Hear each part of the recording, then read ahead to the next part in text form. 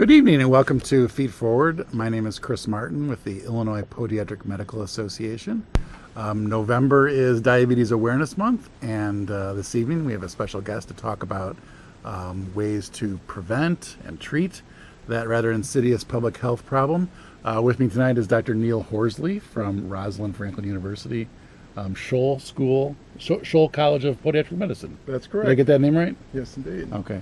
Now, you are the department, or the assistant professor and chair, Department of Podiatric Surgery and Applied Biomechanics. Yes. Which is a long title. Tell us kind of what you do there, and what does applied biomechanics mean before we get into our evening's program? Applied biomechanics is an area that includes pediatric orthopedics, sports medicine, regular biomechanics, which is the study of the motion of the body and measurement of the motion of the body, and general foot and ankle orthopedics.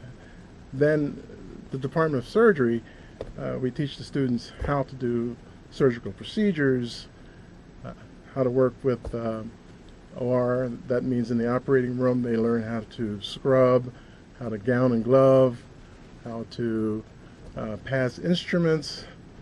We teach the students all the instruments, all the procedures, essentially preparing them for residency training, which after graduation they earn their Doctor of Podiatric Medicine degree, and then they move on to residency, which usually is a 3-year program, and then there's an elective 4th year where they can do a fellowship in a specialty area such as sports medicine, surgery, diabetes, etc.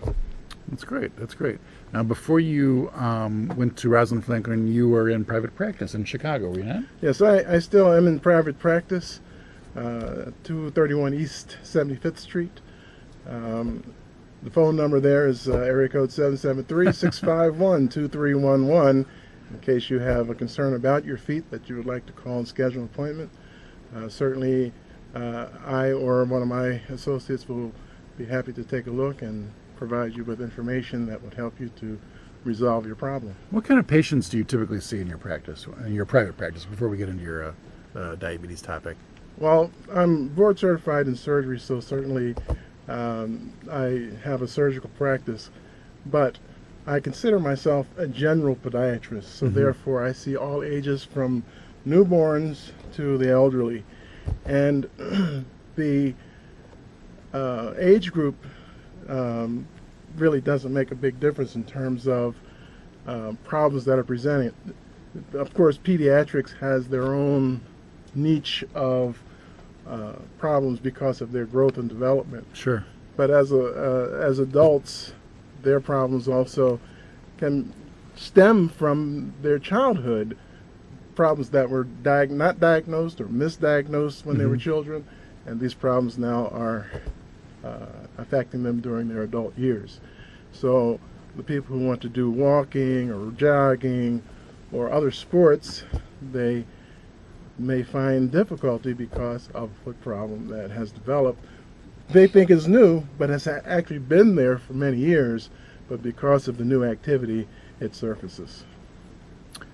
And speaking of disorders and diseases that don't get diagnosed properly or at all, diabetes is probably at the top of that list.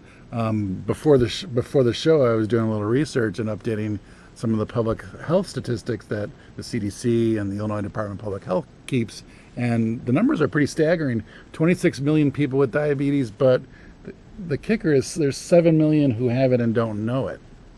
So they're about to get a diagnosis any day through some means, often through a podiatrist, that they have diabetes. More than 500,000 in Illinois alone. Every 30 seconds, a lower limb is lost to diabetes through amputation, and we want to get into that a little bit later. But before we talk about some of the more severe or acute treatments for people with, sort of end-stage diabetes or rampant diabetes, let's talk a little bit about how podiatrists can help patients avoid diabetes, if at all, or prevent it from progressing till it gets to be so acute that draconian measures have to be taken. Well, first of all, I do want to point out that Diabetes is an epidemic. More and more, we're learning that because of obesity in children, children are developing type 2, which is adult onset type of diabetes. There are several types of diabetes.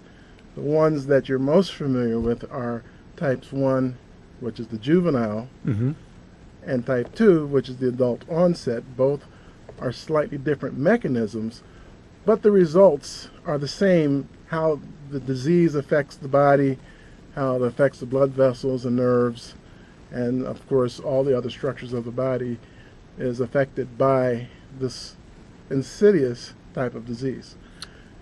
You know, let me just raise a question that we got. The volunteers from the Illinois Podiatric Medical Association were at Craig and Belmont Elementary School on the Northwest Side. Big shout out to those folks. Principal Stewart, thanks for your hospitality. It was great meeting you, and the doctors were giving individual presentations to the classes, and the focus was diabetes. And one of the kids, I think in the 5th grade class, raised her hand and asked, I believe it was Dr. Satsos, friend of the show, by the way, what does diabetes have to do with feet? Which is a kind of a simple but cute and to the point kind of question that you get from a kid, right? Yes, and it's a great question because, of course, the feet are the farthest away from the heart. That's where all of the ends of the nerves are. There are nerves that are as long as the height of your body that come from the brain to the end of your extremities. And diabetes affects every cell in the body. Now, whether it's juvenile onset or type 2 diabetes, the condition is governed by the lack of glucose entering the cell. Now, that can occur in type 1 juvenile diabetes because the body is not producing insulin from the pancreas. Right. Now, type 1, no insulin. Type 2, there's insulin. The body's producing it, but the cells, they close up and say, I don't want it. They're rejecting it. And reject the glucose.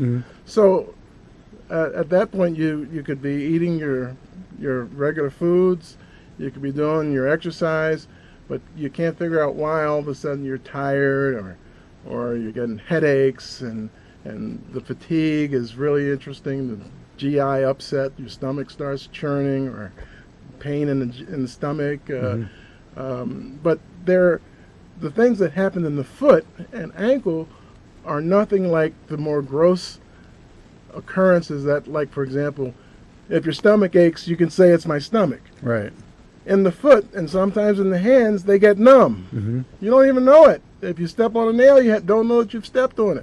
And that's why, if you don't have these other gross symptoms, such as fatigue or GI problems, you may not know you're a diabetic, especially if you're developing what we call stocking or glove numbness, neuropathy, which then you can have great circulation. I mean, the best blood flow from your heart to your fingers or to your toes, and because of neuropathy, you are in high risk for amputation.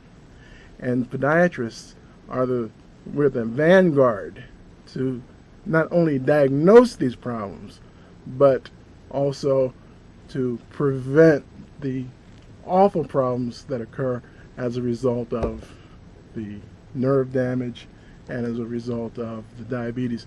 And very often, a patient will come with a foot complaint, and they will be found to have diabetes by the podiatrist because the other physicians are following them, but there's no complaint relative to the foot that's given to the medical doctors. That's a good segue into our national association, the American Podiatric Medical Association, celebrates Diabetes Awareness Month, or not celebrates, but honors National Diabetes Awareness Month with a campaign each November Typically, it's called "Knock Your Socks Off." Right. And so tell us a little bit about what that campaign's about, what it seeks to accomplish, and what do socks have to do with this? Why is that important? Well, many of you out there know that when you go to your doctor's office, they'll have the stethoscope on, and after they ask you a few questions, they'll say, "Okay, let me listen to your chest.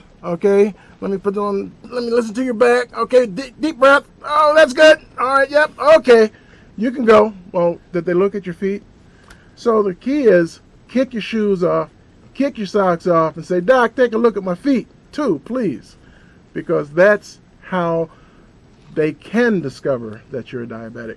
Well, what are they going to find? Yeah, Well, what are they looking for? if you have good circulation, well, that's not a problem. That's wonderful. Right. So, what are they look? How do they find out that there's a problem? Well, I mentioned that there's numbness. There's a little instrument. It doesn't hurt, doesn't cause any bleeding. There's no injection involved. It's a little instrument. It's called a Semmes-Weinstein, and you take that device and you can test each toe and fingers, if that's necessary. Each toe can be tested for numbness. If it's found that there's numbness in the toes and the foot, then that's the first clue. Of course, blood tests can certainly be utilized Sure. to look at not just the level of glucose, because your glucose could appear to be under control. Let's say, for example, they're checking your blood glucose and if the normal number is 110, you're 112 or 115 every time they check. Well, they say, well, you're on the border, we don't have to worry about, Right. But there's another test they can do with the blood. It's called the hemoglobin A1C. Now, that test shows how your glucose has performed over a 3-month period. Now, that test, along with your blood glucose test, the regular test like the finger stick that they do, Yeah. well, that can tell the doctor immediately whether you are being controlled over a long period of time, and that could be the first hint that there's diabetes occurring in the body. Do you and your colleagues have a lot of experience actually diagnosing diabetes for the first time Yes, in a lot of your patients? absolutely, and that's for me. I don't find it unusual anymore. At first, years ago, I started practice in 1985, and so I've been around just a little while, a few times around the track. But Not your first rodeo, huh? that's right. But I've had many doctors over the years that I've told, based on the hemoglobin A1C test, for example, Right. that I believe this patient is a diabetic. And even if that physician doesn't agree, I will still follow the precautions necessary to make sure that their feet are receiving proper inspection, care, and follow-up. For all you viewers out there, Dr. Horsley is here to take your questions. If you have any calls about foot-related diabetes questions or any general podiatric care question, he's happy to answer your call. When you diagnose a patient with diabetes, then what is that sort of trigger for a podiatrist in terms of the follow-up care and the continuum of care that patient will get? Well, foot problems are typical, like I said, from childhood and sometimes through adulthood, and because they've been there for so long, many people think, well, that's normal. I've had this all my life. Right. This is normal. What are you talking about? Well, it may have been there all of your life, but those same problems, whether they're bunions or hammer toes or lumps and bumps, if you'd like, those can be pressurized by the shoe or activities that you do, whether it's on top of the foot or calluses on the bottom of the foot.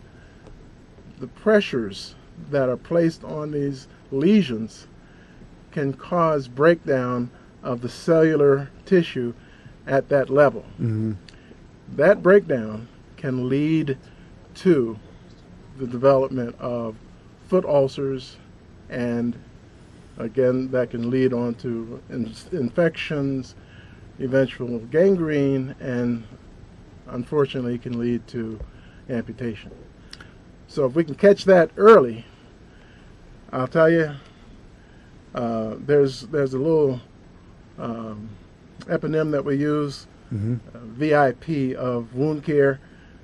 If the person has good V, which is vascularity, we're looking for great circulation to the foot and ankle. We're looking for I for infection, making sure there's no infection, and P for pressure. If we can monitor and control the abnormal forces or pressures on the bottom of the foot or around the foot for that matter, then we can actually help to prevent amputation. Not only that, we can help to reverse an ulcer and actually close it, and then prevent recurrence. And when I talk about the removal of forces from the bottom of the foot, I'm talking about a device like this. This is called an orthotic. This is a diabetic orthotic, but they're all different kinds. And we have sports. We have a kind for dress shoes for people who can't get bigger devices into a smaller shoe. We have pediatric devices. This is for a high-heeled shoe. So there's all different types, and it's not for everyone. If it's indicated that you are a candidate for that type of device, then that's what will get recommended to you. We've got our first caller of the night. Go ahead, you're on Feet Forward. Hi, I would like to know, when I go to the doctor for a regular checkup, I don't notice my doctor checking my feet at all. Is that something that you would have to definitely go to a podiatrist for, or can your general doctor do that? Well, your general doctor certainly can check your feet. And many general doctors, endocrinologists, internists, family practitioners, they absolutely do check the feet. However, if you want to take it to the next level of treatment, then you would go to your podiatrist. And hopefully they check your feet and don't see a problem. But if you have a concern that they don't understand or don't see, then that's where the specialist comes in. And then you should make an appointment with your podiatrist or ask them for a referral to one. Thanks for your question. I think we have another caller, too. 2 in a row. Go ahead, you're on with Feet Forward. Yes, a very interesting show tonight. Thank you. Thank you. I had a problem about a month and a half ago. I had a freaky accident. Oh, sorry, we got a bad connection there. I think we rushed you through those orthotics a little quickly. Why don't you go over those again real quickly? We, I have a little black bag full of devices. Right. And what's nice about orthotics is that they can be very thin and very light. Now, I admit that this particular device is not as thin, but it is very light. The importance of this particular device is that it is very protective. I'm sorry, I'm going the wrong way. It's very protective of the foot. So it will provide good stability to the foot. It'll help to reduce abnormal forces across the bottom of the foot. And then this material is skin-like. So it's like skin on skin. And that is how it helps to protect the plantar or bottom surface of the foot. Now, in the rare cases, but sometimes growing cases, a growing number of cases rather, where surgery is required, how do you make that decision that an amputation is absolutely necessary? And walk us through that surgery a little bit, as kind of severe and perhaps gross as it is. I think it's important that the viewers understand that there's a sort of an end game here too. Well, certainly I have performed amputations in my career, and I'm proud to say that when I do them what is I consider the minimum amputation, meaning that if I can only remove that tissue which is non-viable or dead tissue, then I can restore basically the function to the foot. I can save the rest of the foot and the leg. Now that is so key. A person who's had a painful corn, but because of the diabetes and numbness, they don't feel the pain. And pain is a very important thing. Let me tell you, I've dealt with some pain in myself, Right. and I'm happy to say that I felt it. I didn't like it, Right. but I felt it. It played a key role in your ability Key role, and helped me to decide what I needed to do. Yeah. But if you have a problem that should be painful and you don't feel it, guess what? You ignore it. Right. You let it go. Yeah. And sure enough, that's when they become worse. Mhm. Because, let's say, for example, well, I'll just tell you, there's a study that shows that for runners who have calluses on the bottom of their feet, Mhm. and they have normal sensation, normal nerve function in their foot, they can run, but if they start feeling pain on those calluses, they'll start shifting their foot, shifting their balance as they're running. Right. However, the diabetic with nerve damage doesn't feel that and keeps running the same way. There's no shifting, no trying to change the forces Right. and remove those forces from the foot. So that same callus that's on the other patient's foot, that callus becomes area of discoloration. A bluish purple color may come, a blister may show. Yeah. Changes start to develop that indicate there's a problem. That is why, and this can occur over a matter of hours, not days, not months, hours. And sure enough, it's so important for a diabetic patient, not just the diabetic, everyone should check their feet regularly, but a diabetic, we put them on regular foot inspection, and we follow them as the professional would follow them in the private office, whether it's depending upon the problem. It could be weekly if it's a severe ulcer.